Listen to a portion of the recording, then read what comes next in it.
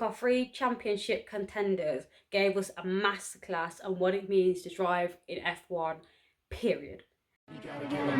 Hot. Tick tock, tick tock, tick tock. Breakdown.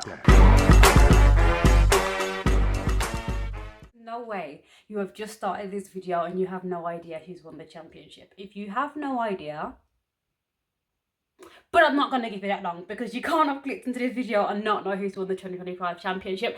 So we have a new champion. Max Verstappen is no longer holding on to that number one. We now have Lando Norris. So I'm aware that I have a mixture of different fans in my following. I know that I have some McLaren fans. I know I have Ferrari. I know I have Mercedes. I know I have Red Bull fans in there. I know people's responses to this championship win are going to be different. However, I think everyone can accept the fact that, yeah, okay, Lando deserved it, he's won it, he has now taken the number one, which does not come as a surprise for me. Very on brand for him, in my opinion. Overall, it was the race I was expecting it to be. I think if we came into this weekend and we had unexpected like drama, like similar to what we've seen in 21 or whatever, I would have seriously questioned the integrity of the sport, because there is no way we could have headed into this weekend and all Lando needed to do was at least get first, second or third and not get that. Not only would he not have to get that, but the Max would have to end up getting a certain amount of points and be in a certain position. I think couldn't be anything below second. Oscar, I think, had to win or something like that. It was just a very complex set of situations to be in. So I think if we're being realistic, I think there was only ever going to be one championship winner coming out of this weekend unless something dramatically crazy happened. However, don't get me wrong in saying that while this race was on and in like the last couple of laps, like last 3 laps, last 5, my heart was in my mouth. And it was even, to be fair, if I'm being honest with you, I think my heart was in my mouth on 2 occasions. It was in my mouth in the formation just after the formation lap, and it was lights out and away we go, and the final 5 laps, because I'm like, something could happen, and in Formula One you never know. For all we know, something could prop up and that just like throws the spanner in the works, and next thing you know, it's all gone up to chaos. Do you know what I mean? So with all that being said, I think I made it very clear maybe in my last video was where I said I expect it to be Lando, I want it to be Oscar, and I wouldn't be surprised if it was Max. And I still stand by what I said about that. If I'm being honest now, looking back at it in hindsight, I think if this result had differed, and let's say we had Max win the championship instead of Lando, I think I would have been a little bit annoyed. But that's just me. I know some people are probably not going to agree with that, but that's just my opinion. Just because, like, I'm not tired of Max dominance, but I think I just want to see someone else winning. I mean, we've just come off the back of Lewis Hamilton dominance of several years. This is not me complaining about that, by the way, because I miss it. But we had Lewis winning for several years, and then we had Max dominating, and it looked to me, there was no reason, there was nothing to suggest that Max wasn't going to go ahead and dominate for seasons to come. But obviously McLaren have picked themselves back up, and this is a team who, 3 years ago weren't really competing for much. Now look at where they are. And I have been honest with you guys throughout the entire series since I started doing this at the British Grand Prix.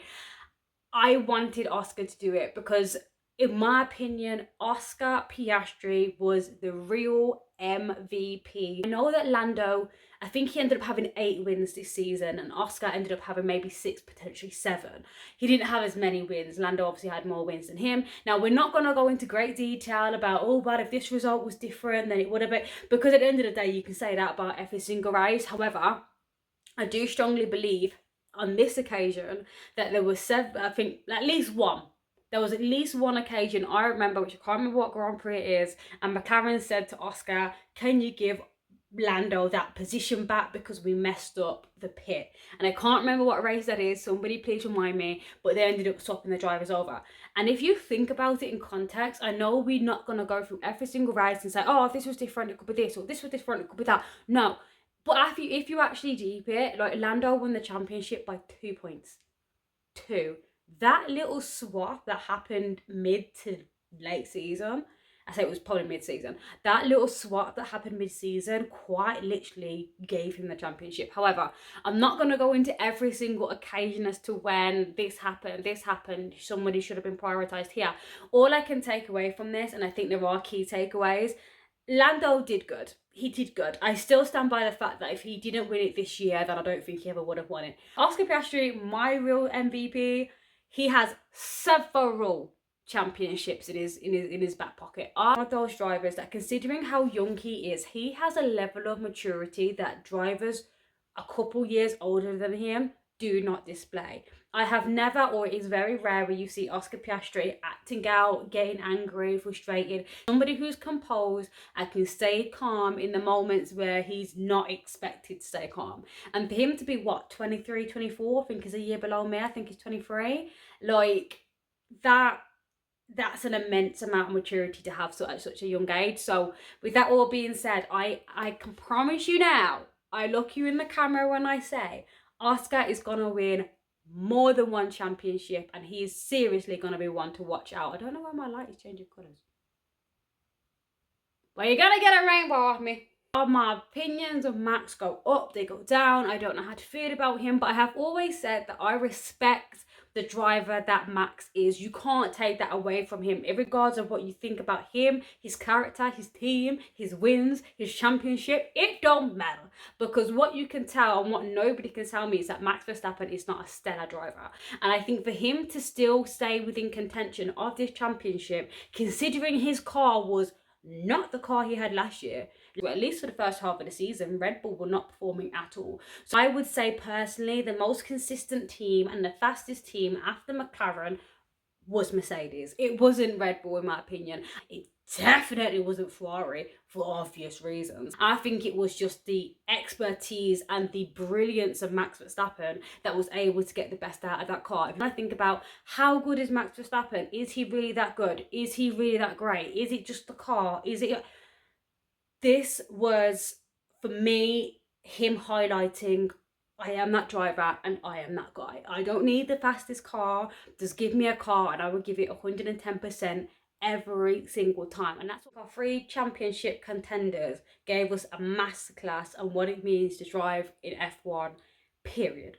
And I don't think you can argue that. And I think each of them did really, really well. And it didn't necessarily matter which one of the 3 took it home, because I think the narrative would have been the same, which is they all deserved it.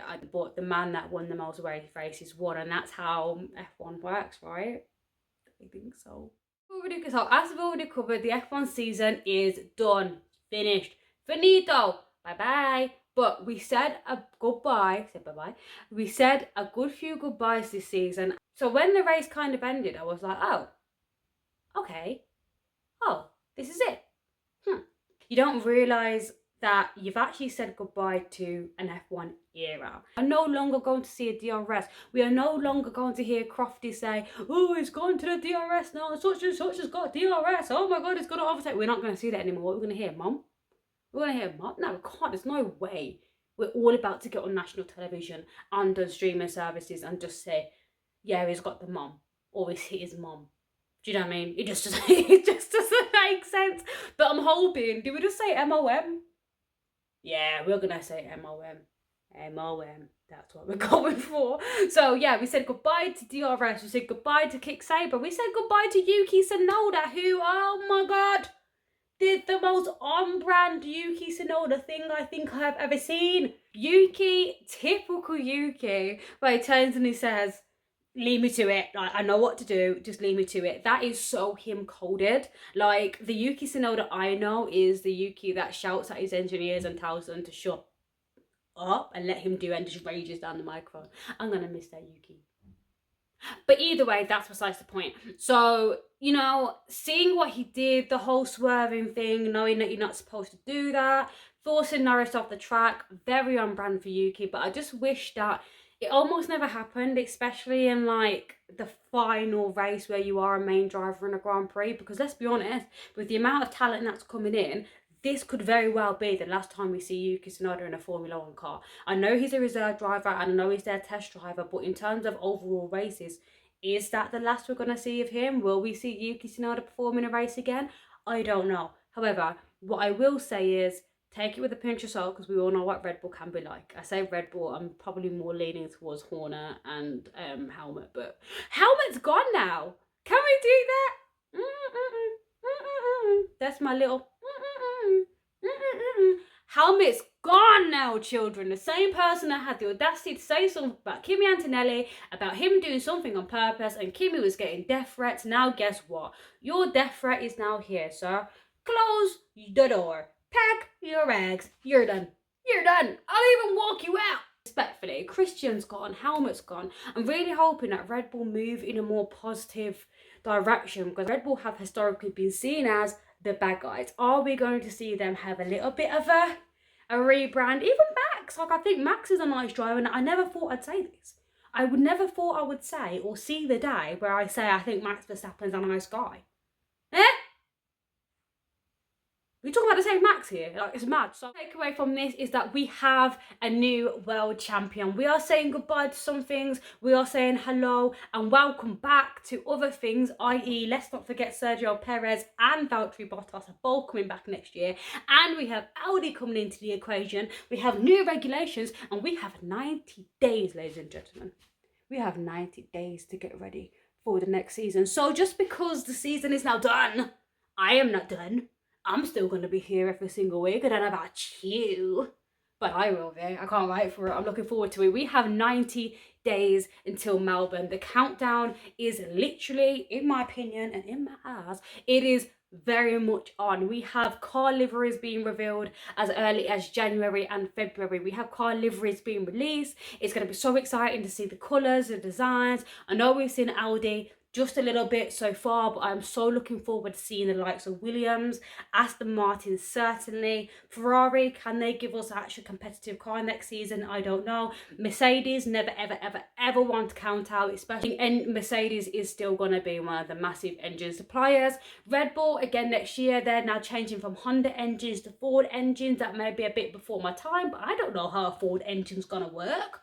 You've got Cadillac coming in and they're bringing in their own engines and they've never been in F1 before, so I don't know. It's all going to be crazy, but we're going to look forward to it and we are going to break down. And also, not to mention what else, just before the season starts in Australia, Melbourne, we also have Drive to Survive, just to recap everything that's happened this season. But nonetheless, please do stay with me for these 90 days as we count down the F1 2026 season. Yes, one season finishes, another one begins. Make sure you stop this video, go to the subscription button, hit it, turn on the notification buttons, and hit the like button so that when I post stuff, you see it. Thanks. Anyway, I appreciate you guys sticking with me. I look forward to seeing you next week for a brand new episode of Talking Throttle. See you next time, see you next week, and until next week or until 2026, the 2025 season is over and out. See you later. Bye-bye. Hop. Tick tock, tick tock, tick tock. Break down.